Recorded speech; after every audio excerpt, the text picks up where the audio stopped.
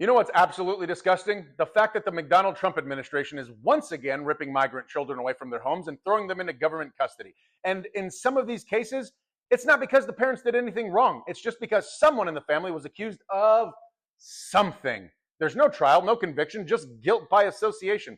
They are literally punishing children for who their dad is.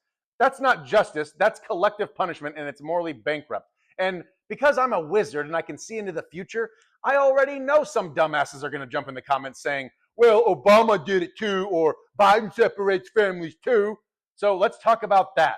Yes, under Obama and Biden, there have been instances where families were separated. But the reasons and the intent actually matter, people. Under Obama, it usually only happened in cases where the parents were charged with a serious crime or there were legitimate concerns about child abuse or trafficking. And under Biden, it's mostly been bureaucratic breakdowns or safety issues, not a formal policy.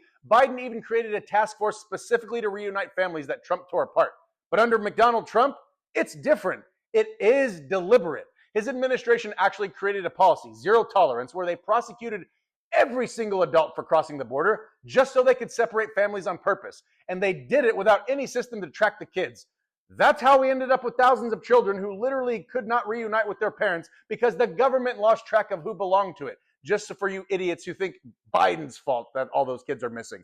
It wasn't about protecting kids, though. It was about punishing immigrants. So when people try to pretend it's all the same, they're fucking lying, or they just don't care enough to learn the differences.